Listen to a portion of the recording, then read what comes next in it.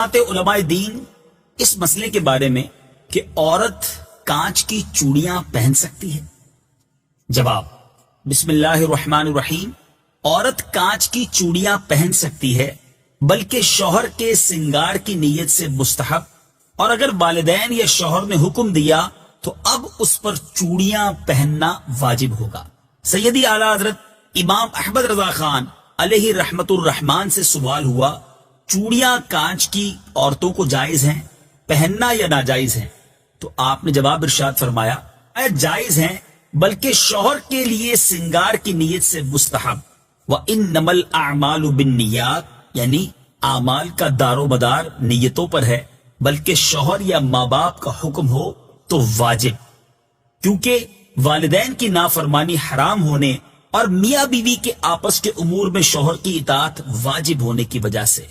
اسلام سے پہلے کے حالات دیکھیں نا عورتوں کے بارے میں، تو حیثیت کیا تھی کہ وہ مردوں کی خواہشات پورا کرنے کے لیے کھلونا تھی۔ عورتیں دن رات مردوں کی خدمت کرتی، محنت مزدوری بھی عورتیں کرتی، اور جو کچھ کماتی وہ مردوں کو دے دیا کرتی، مگر وہ ظالم مرد ان عورتوں پر کچھ بھی خرچ نہ کیا کرتے، عورتوں کو جانوروں کی طرح مارتے پیٹتے تھے، ذرا ذرا سی بات پر عورتوں کے کان، آنکھ اور ناک کاٹ دیا کرتے تھے، عورتوں کو دردناک سزائیں دے کر قتل کر دیا کرتے۔ باپ کے مرنے کے بعد جس طرح اس کے لڑکے جائیداد کے مالک ہو جاتے تھے، اس طرح اپنے باپ کی بیوی یعنی اپنی ماں کے بھی مالک ہو جاتے تھے۔ معاذ اللہ، اپنی ماں کو لونڈی بنا کر رکھتے تھے۔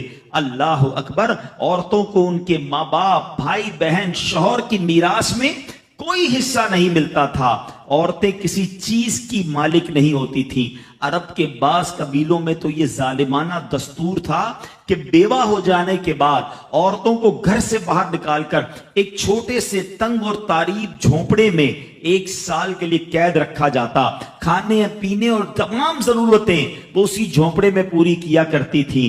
بہت سی عورتیں گھٹ گھٹ کر مر جاتی، جو زندہ رہ جاتی تو 1 سال بعد ان کے دامن میں اونٹ کی مینگنیاں ڈالی جاتی اور ان کو فورس کیا جاتا کہ کسی جانور کے بدن سے اپنے بدن کو رگڑیں، پھر اسی گندی حالت میں پورے شہر کا چکر لگایا جاتا تھا اور گویا یہ اعلان ہوتا تھا کہ اس عورت کی اب عدت ختم ہو گئی ہے۔ اللہ اکبر! ایسی ایسی رسمیں تھیں، ایسے رواج تھے، عورتیں بلبلاتی، روتی، تڑپتی، مگر ان عورتوں کے زخموں پر کوئی مرہم رکھنے والا نہیں تھا، کوئی فریاد سننے والا نہیں تھا۔ اللہ اکبر! 12 ربیع الاول کی صبح صادق کے وقت کائنات میں ایک ایسا نور جلوہ گر ہوا، ایک ایسی شخصیت آئی جہاں جس نے جہالت کے اندھیروں کو ختم کیا، وہاں ساری دنیا کی عورتوں کے لیے ایک ایسے دکھ کا مداوا بن کر آئے۔ نبی پاک علیہ الصلوۃ والسلام ایسے احکامات لے کر آئے، اتنی پیاری شریعت اور مذہب لے کر آئے جس میں اللہ کے دین نے عورتوں کو ایسا مقام عطا کیا کہ سبحان اللہ، عورتوں کی قسمت کا ستارہ چمک اٹھا۔ اسلام کی بدولت ظالم مردوں کے ظلم و ستم سے کچلی اور روندی ہوئی عورتوں کا درجہ اس قدر بلند ہوا کہ عورت معاملات زندگی اور موت کے ہر مرحلے پر عورت کو باوقار مقام حاصل ہوا۔ مردوں کی طرح عورتوں کے بھی حقوق جو ہے وہ بیان کیے گئے، عورتوں کی حفاظت کے لیے احکام خداوندی نازل ہوئے، عورتوں کو مالکانہ حقوق مل گئے، عورتیں اپنے مہر کی رقموں، اپنی تجارتوں، اپنی جائیدادوں کی مالک بنا دی گئیں، اپنے ماں باپ، بھائی بہن، اولاد اور شوہر کی میراثوں کی وارث قرار دی گئیں۔ الغرض وہ عورتیں جو مردوں کی جوتیوں سے بھی زیادہ ذلیل و خوار تھیں، انتہائی مجبور و لاچار تھیں، وہ مردوں کے دلوں کا سکون اور ان کی گھروں کی ملکہ بن گئیں۔ چنانچہ قرآن مجید صاف صاف لفظوں میں خواتین کے، عورتوں کے حقوق بیان کرتے ہوئے ارشاد فرماتا ہے، بسم اللہ الرحمن الرحیم، خلق لکم من انفسکم ازواجا لتسکنوا الیہا وَجَعَلَ بَيْنَكُمْ مَوَدَّةً وَرَحْمَةً۔ قرآن کہتا ہے ترجمہ کنزُل ایمان تمہارے لیے تمہاری جنس سے جوڑے بنائے کہ ان سے آرام پاؤ اور تمہارے آپس میں محبت اور رحمت رکھی. اب کوئی مرد نہ عورتوں کو مار پیٹ سکتا ہے، نہ ان کو گھروں سے نکال سکتا ہے، اور نہ کوئی ان کے مال و اسباب یا جائیدادوں کو چھین سکتا ہے، بلکہ ہر مرد پر مذہبی طور پر عورتوں کے حقوق ادا کرنے لازم ہیں. اللہ اکبر. گویا اسلام نے ظلم کا دروازہ بند کر دیا، کبھی ماں کے روپ میں، کبھی بیٹی کے روپ میں، کبھی بہن کے روپ میں، تو کبھی زوجہ کے روپ میں. اللہ اکبر. عورت کو ایک ایسا مرتبہ عطا فرما دیا کہ عورت کسی بھی روپ میں ہو، جب بھی اس کے جناب حقوق تلف کیے جائیں گے، نا انصافی کی جائے گی، اسلام وہاں پر اپنا کردار ادا کرتا ہے. اسلامی قوانین سامنے آتے ہیں، عورتوں کے حقوق بیان کیے جاتے ہیں. واقعی عقل مند خواتین اس بیان کو سنیں گی تو وہ جو مسکنسپشن پیدا کیا جاتا ہے کہ جناب اسلام میں عورتوں کو آزادی نہیں ہے، جناب اسلام میں عورتوں کے لیے گھٹن ہے. اللہ اکبر. ذرا پہلے اسلام سے پہلے کے حالات پڑھو اور اس کے بعد اسلام کے آنے کے بعد عورتوں کو کیا شاندار مقام میرا دین دیتا ہے. اللہ کے نبی نے دا بیسٹ لوگوں کی جب مثال بیان کی، بہترین لوگوں کی مثال بیان کی، تو نبی پاک فرماتے ہیں، ترمذی کی حدیث ہے، سب سے بہتر وہ ہے جو اپنے اہل کے لیے بہتر ہو، یعنی اپنی فیملی کے لیے بہتر ہو. اور آقا فرماتے سنو میں تم سب سے زیادہ اپنے اہل کے لیے بہتر ہوں. نبی پاک سب سے زیادہ اپنی فیملی کے لیے بہتر. نبی پاک علیہ الصلوۃ والسلام سے ایک شخص نے پوچھا حضور شوہر پر بیوی کا کیا حق ہے؟ تو آپ نے فرمایا جب وہ کھائے یعنی شوہر کھائے تو بیوی کو کھلائے، جب لباس پہنے اسے بھی پہنائے، اس کے چہرے پر نہ مارے، اسے بدصورت نہ کہے، اور اگر سمجھانے کے لیے اس سے علیحدگی کرنی پڑے تو گھر میں ہی علیحدگی کرے. اللہ اکبر. ایک بار حضرت عمر فاروق رضی اللہ عنہ کی بارگاہ میں، سنیے گا بڑا دلچسپ واقعہ.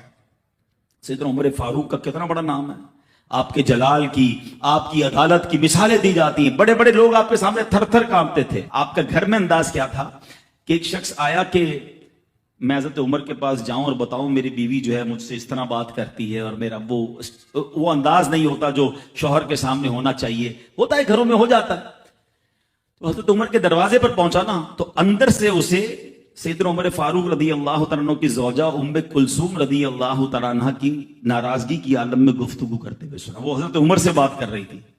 تو وہ شوہر سوچنے لگا کہ میں تو اپنی بیوی کی شکایت لے کر آیا تھا، حضرت کے تو گھر کا بھی معاملہ ہی ایسا ہی ہے. تو وہ کہتے میں واپس ہونے لگا. حضرت عمر نے بلا لیا، کیوں آئے تھے؟ تو کہا کہ میں تو حضرت اپنی بیوی کی شکایت کرنے آیا تھا، مگر میں آپ کے دروازے پر آیا، آپ کا بھی معاملہ ہی ایسا ہی ہے، تو میں سمجھ گیا ہم دونوں ایک ہی معاملے میں ہی ہیں. اب حضرت عمر نے جو ان کی تربیت فرمائی نا، آپ نے فرمایا میری بیوی کے مجھ پر چند رائٹس ہیں، چند حقوق ہیں، مجھے اس سے چند فائدے حاصل ہوتے ہیں جس کی بنا پر میں اس سے درگزر کرتا ہوں. پہلا یہ کہ یہ میرے لیے جہنم کی آڑ ہے، میرا دل اس کی وجہ سے حرام کاموں سے بچا رہتا ہے. نمبر دو، جب میں گھر سے نکل جاتا ہوں یہ میری خزانچی بن جاتی ہے، یعنی میرے مال کی نگہبان بن جاتی ہے، میری دھوبن بن جاتی ہے، میرے کپڑے دھوتی ہے، میرے بچے کی پرورش کرتی ہے، میرے لیے روٹیاں اور کھانے پکاتی ہے. تو وہ شخص کہتا ہے یہ سارے فائدے تو مجھے بھی اپنی بیوی سے حاصل ہیں، تو میں تو کبھی درگزر سے کام نہیں لیتا. وہ مجھے کہتی میں اسے لڑنا شروع کر دیتا ہوں. کہتا آج آپ کی بات سے نصیحت مل گئی، اب میں اپنی بیوی کی چھوٹی ماٹی باتوں کو میں بھی درگزر کر دوں. کتنی پیاری بات بتائی. ہم وہ ساری باتیں بھول جاتے ہیں، ایک غلطی پر پکڑ لیتے ہیں، ایک غلطی پر ڈانٹتے. ہر غلطی پر جناب ایسا نہیں ہوتا، ہر غلطی کی سزا سزائے موت نہیں ہوتی ہے. ہم غلطیاں نہیں کرتے. اگر جس طرح ہم اپنی بیوی کو اور غلطی پر ڈانٹتے وہ ڈانٹنا شروع کر دے پھر کیا حال ہوگا.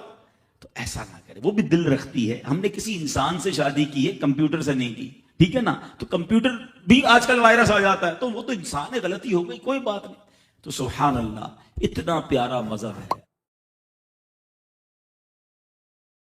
عورت کے لیے افضل چیز یہ کہ اسے کوئی غیر مرد نہ دیکھے. اب یہاں بدقسمتی سے حال یہ ہے کہ تیار ہو کر ایسی چیزیں پہن کر ایسا میک اپ کر کے باہر نکلنا ہے تاکہ لوگ دیکھیں. کتنا فرق ہے. یعنی ان کو یہ احساس بھی نہیں ہوتا کہ ہم کیا کرنے جا رہی ہیں. والد کتنا سمجھا لے گا، بھائی کتنا سمجھا لے گا. آپ خود سے یہ فیصلہ کریں نا. ہمیں پڑھنا چاہیے اور گھر میں بی بی فاطمہ کی سیرت کو بیان کرنا چاہیے. میں نے خود ایکسپیرینس کیا ہے. مرد کتنی کوشش کر لے گھر کا ماحول بدلنے، اگر گھر کی ایک عورت بدل جائے نا اور وہ نیک بن جائے. آپ دیکھیں گھر کا ماحول کیسے بدل, جو امپیکٹ لیڈیز ڈالتی ہے نا گھر کے ماحول کو بدلنے میں. اگر آپ کے گھر میں کوئی ایک اسلامی بہن با پردہ ہو جائے, با عمل ہو جائے, تہجد گزار ہو جائے, اس کا جو امپیکٹ آتا ہے نا بچوں پر اور گھر پر, اللہ اکبر, وہ امیزنگ ہو. واقعی ہمیں اپنے گھر میں خاتون جنت رضی اللہ تعالیٰ عنہ کی سیرت کو بیان کرنا چاہیے, اور اللہ ہماری ماؤں بہنوں کو اس پر عمل کرنا. ایک نوجوان بڑا متقی اور پرہیزگار تھا. حضرت عمر بھی اس کی عبادت گزاری دیکھ کر حیران رہا کرتے تھے. نوجوان ہے مگر کمال کا عبادت گزار تھا. اور جب وہ نوجوان عشاء پڑھ کر گھر جاتا نا رات کو, تو راستے میں ایک خوبصورت عورت اس کو ملتی تھی روزانہ, اور اسے اپنی طرف بلاتی, گناہوں کی طرف بلاتی. وہ بالکل توجہ نہ کرتا, نگاہیں نیچی کرتا اور نکل جاتا. ایک دن جب وہ گزر رہا تھا تو عورت نے اس کو اپنی طرف بلایا. اب نوجوان کا دل بھی مائل ہو گیا. شیطان تھا نا, اس نے حملہ کیا اس پر. جیسی وہ عورت کے قریب پہنچا اسے اللہ کا یہ فرمان یاد آیا. اب بات یہ ہے, قرآن پڑھا ہوا ہو, حدیثیں پڑھی ہوئی ہو, دل میں پاکیزگی ہو, تو اس موقع پر کچھ یاد آئے گا نا. جو پڑھائی صبح سے شام تک بری صحبتوں میں ہے, فلمیں, ڈرامے, گانے باجے, شراب کی محفلیں, اس کو کیسے یاد آئے گا؟ یہ نوجوان نیک تھا, چلا گیا گناہ کی طرف. کیا یاد آیا کہ اللہ قرآن میں فرماتا ہے, بے شک پرہیزگاروں کو جب شیطان کی طرف سے کوئی خیال آتا ہے تو وہ فوراً حکم خدا یاد کرتے ہیں, پھر اسی وقت ان کی آنکھیں کھل جاتی ہیں. شیطان حملہ کر بھی دینا نیک پر, اگر واقعی پرہیزگار ہے تو اللہ کا حکم یاد آ جائے گا اسے اور وہ بچ جائے گا. اب اس بندے کو جب یہ یاد آیا کہ میں کیا کرنے لگا تھا, میں تو چل پڑا تھا گناہ کی طرف, اس پر ایسا اللہ پاک کا خوف غالب ہوا کہ وہ بے ہوش ہو گیا, زمین پر گر گیا. اتنا خوف. جب بہت دیر تک گھر نہیں پہنچا تو اس کا بوڑھا والد تلاش کرنے کے لیے نکلا, تو دیکھا کہ نوجوان تو کہیں بے ہوش پڑا ہے. اسے اٹھایا, اس کو ہوش آیا. نوجوان سے پوچھا کیا معاملہ ہوا تھا, کیسے بے ہوش ہو گئے؟ اس نوجوان نے شرمندہ ہو کر اپنے والد کو پھر یہ واقعہ سنایا کہ میرے ساتھ ایسا ہوا. مگر جب یہ واقعہ سنایا, دوبارہ آیت کریمہ پڑھی یہ والی, ایسا خوف خدا دل پر طاری ہوا کہ چیخ ماری اور اس کی روح ہی اس کی جسم سے نکل گئی. اسی خوف خدا میں انتقال ہو گیا. حضرت عمر کو سارا واقعہ پتا چلا. آپ اس کی قبر پر گئے اور قبر پر جا کر یہ آیت پڑھی, وَلِمَنْ خَافَ مَقَامَ رَبِّهِ جَنَّتَانِ, اور جو اپنے رب کے حضور کھڑے ہونے سے ڈرے تو اس کے لیے 2 جنتیں ہیں. پتہ ہے کیا ہوا؟ اس کی قبر سے آواز آتی ہے, اے امیر المومنین, بے شک میرے رب نے مجھے 2 جنتیں عطا فرما دی ہیں. ہائے ہائے ہائے, یہ ہے اللہ کا خوف, یہ ہے رب کی بارگاہ میں پیش ہونے کی فکر. اس نے حرام چھوڑا کہ اللہ دیکھ رہا ہے, اللہ نے اسے 2 جنتیں عطا فرما دی. ادھر تو ڈھونڈ کے حرام کرنا ہے, ادھر تو تلاش کرتے لوگ کہ بتاؤ کدھر کون سا حرام کام ہو رہا ہے, کون سے ملک میں آسان ہے, کون سے علاقے میں آسان ہے, کدھر جائیں گے تو زیادہ معاذ اللہ انجوائے کریں گے. سوچتے نہیں کہ میں جدھر بھی چلا جاؤں میرا رب تو دیکھ رہا ہے نا. اے ایمان والو, تمہیں حلال نہیں کہ عورتوں کے وارث بن جاؤ زبردستی, اور عورتوں کو روکو نہیں اس نیت سے کہ جو مہر ان کو دیا تھا اس میں سے کچھ لے لو, مگر اس صورت میں کہ سری بے حیائی کا کام کریں اور ان سے اچھا برتاؤ کرو. پھر اگر وہ تمہیں پسند نہ آئے تو قریب ہے کہ کوئی چیز تمہیں نہ پسند ہو, اور اللہ اس میں بہت بھلائی رکھے. سبحان اللہ. اب اس آیت کا شان نزول, ابن جریر و ابن ابی حاتم نے سیدنا عبداللہ ابن عباس رضی اللہ تعالی عنہما سے روایت کی کہ زمانہ جاہلیت میں کوئی شخص مر جاتا تو اس کے وارث مرد اس فوت شدہ کے مال کے ساتھ اس کی بیوی کے بھی مالک بن جاتے تھے. اس کو روکنے کے لیے آیت کریمہ کا پہلا حصہ کرہن تک نازل ہوا. اچھا, پھر امام زہری فرماتے ہیں کہ بعض خاوند جن کو اپنی بیویاں ناپسند ہوتی تھی تو وہ انہیں نہ تو اچھی طرح بساتے تھے نہ انہیں طلاق دیتے تھے, بلکہ ان کی موت کا انتظار کرتے تھے تاکہ ان کے گھر اور ان کے نکاح میں وہ عورت فوت ہو جائے اور اس کی تمام میراث لے لیں. ان کو اس ظلم سے روکنے کے لیے اس آیت کریمہ کا ایک حصے کا نزول ہوا. ایک قول یہ ہے کہ زمانہ جاہلیت میں بعض لوگ عورتوں کو طلاق دیتے, پھر رجوع کرتے, پھر طلاق دیتے, اس طرح اس کو معلق رکھتے تھے. نہ وہ ان کے پاس آرام پا سکتی، نہ دوسری جگہ ٹھکانہ بنا پاتی، اس کو منع فرمایا گیا۔ غرض یہ کہ اس کی زندگی برباد کر دیتے۔ تمام ظالم خاوندوں کو اس ظلم سے روکنے کے لیے آیت کریمہ کا آخری جز نازل ہوا۔ اے میرے میٹھے اسلامی بھائیوں، اب ذرا آئیے اس آیت کے پس منظر میں آج کے دور کے حالات کو دیکھتے ہیں۔ موجودہ کرنٹ سچویشن کیا ہے؟ یہاں تو جو حالات زمانہ جاہلیت کے بیان کیے جا رہے ہیں، ان پر غور کریں۔ انہی حالات میں کیا ایسا تو نہیں کہ ہمارا معاشرے میں بھی اس وقت یہی حالات چل رہے ہیں؟ بیویوں کو تنگ کرنا، جبری طور پر مہر معاف کروانا، ان کے حقوق ادا نہ کرنا، ذہنی اذیتیں دینا، کبھی عورت کو اس کے ماں باپ کے گھر بٹھا دینا، کبھی اپنے گھر میں رکھ کر بات چیت بند کر دینا، دوسروں کے سامنے ڈانٹ ڈپٹ کرنا، لتاڑنا، جھاڑنا وغیرہ۔ عورت بیچاری شوہر کے پیچھے پیچھے پھر رہی ہوتی ہے اور شوہر صاحب فرعون بنے بنے آگے آگے جا رہے ہوتے ہیں۔ عورت کے گھر والوں سے صراحتاً بیوی کے ذریعے نت نئے مطالبے کیے جاتے ہیں، کبھی کچھ دلانے اور کبھی کچھ دلانے کا۔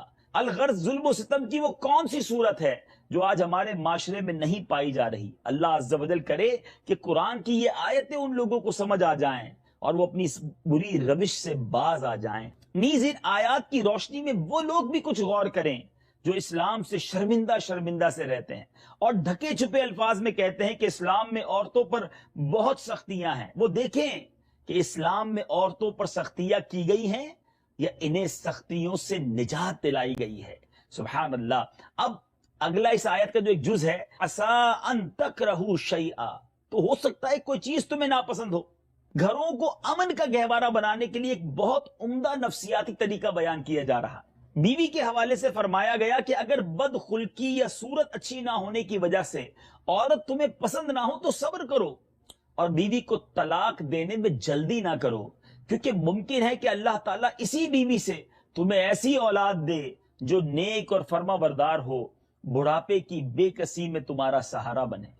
یہ طریقہ صرف میاں بیوی کے تعلقات کے لیے نہیں ہے میٹھے اسلامی بھائیوں، بہت خوبصورت قرآن کا یہ حکم ہے۔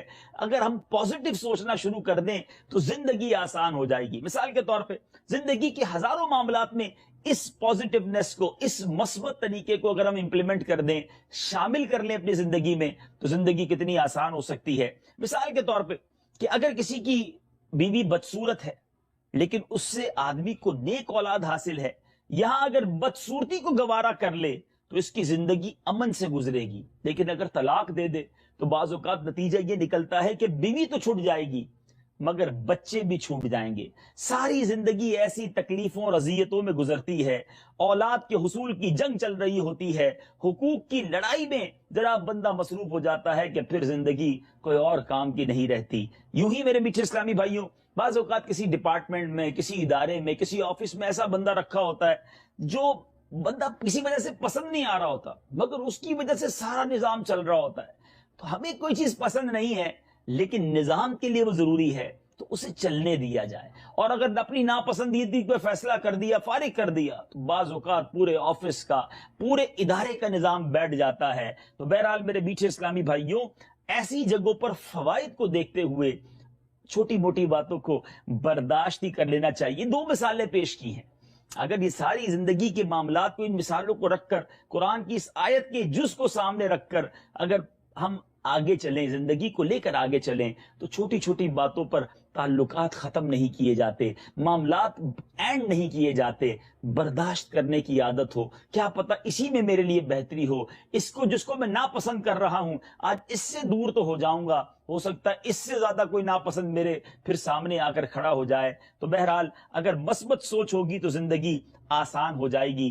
جن عورتوں کی نافرمانی کا تمہیں ڈر ہو، اس آیت میں نافرمان عورت کی اصلاح کا طریقہ بڑے احسن پیرائے میں بیان فرمایا گیا ہے۔ سب سے پہلے نافرمان بیوی کو اپنی اطاعت کے فوائد اور نافرمانی کے نقصانات بتائے جائیں۔ نیز قرآن و حدیث میں اس تعلق سے منقول جو فضائل ہیں اور وعیدیں ہیں وہ بتائی جائیں۔ اگر اس کے بعد بھی نہ مانے تو ان سے اپنے بستر الگ کر لو، پھر بھی نہ مانے تو مناسب انداز میں انہیں سزا دی جائے۔ اس مار سے مراد یہ ہے کہ ہاتھ یا مسواک جیسی چیز سے چہرے اور نازک اعضاء کے علاوہ دیگر بدن پر ایک دو ضربے لگا دی جائیں. وہ مار مراد نہیں ہے جو ہمارے یہاں جاہلوں میں رائج ہے کہ چہرے پر اور سارے بدن پر مارتے ہیں, مکوں گھوسوں اور لاتوں سے پیٹتے ہیں, معاذ اللہ ڈنڈا یا جو کچھ ہاتھ میں آئے اس سے مارتے اور لہو لہان کر دیتے ہیں. یہ سب حرام, ناجائز اور گناہ کبیرہ اور پرلے درجے کی جہالت ہے. میرے میٹھے اور پیارے اسلامی بھائیوں اور مدنی چینل کے ناظرین, اور پھر اگر وہ اپنی غلطی پر معافی مانگ لے تو قرآن کہتا ہے فَإِنْ أَطَعْنَكُمْ فَلَا تَبْغُوا عَلَيْهِنَّ سَبِيلًا, پھر اگر وہ تمہاری اطاعت کر لیں, یعنی جب گناہ کے بعد توبہ کرنے کی صورت میں اللہ تعالیٰ تمہاری توبہ قبول فرما لیتا ہے تو تمہیں بھی چاہیے کہ تمہاری زیر دست عورت جب قصور کرنے کے بعد معافی طلب کرے اور نافرمانی چھوڑ کر اطاعت گزار بن جائے تو اس کی معذرت قبول کر لو اور توبہ کے بعد اسے تنگ نہ کرو. بیوی جب غلطی پر معافی مانگے تو اسے معاف کر دینا چاہیے. اس آیت سے ان لوگوں کو درس عبرت حاصل کرنا چاہیے جو عورت کے 1000 بار معذرت کرنے, گڑ گڑا کر پاؤں پکڑنے, طرح طرح کے واسطے دینے کے باوجود اپنی ناک نیچی نہیں کرتے اور صنف نازک کو مشق ستم بنا کر اپنی بزدلی کو بہادری سمجھتے ہیں. اللہ تعالیٰ ان بہادروں کو عاجزی اور سمجھنے کی توفیق عطا فرمائے. اب اس آیت سے جو مدنی پھول سیکھنے کو ملتے ہیں اس کو سمرائز کرتے ہیں, اس کا خلاصہ سن لیتے ہیں. یہ نمبر 1, عورت پر بلا وجہ بدگمانی نہ کرے, بغیر تحقیق کے اسے برا نہ سمجھے. نمبر 2, اللہ تعالیٰ کبھی بد شکل اور بد اخلاق والی بیوی سے بھی اچھی اولاد عطا فرما دیتا ہے جس سے ماں باپ دین و دنیا میں سرخرو ہو جاتے ہیں. اور نمبر 3, نیک صالح اولاد اللہ تعالیٰ کی بڑی نعمت ہے.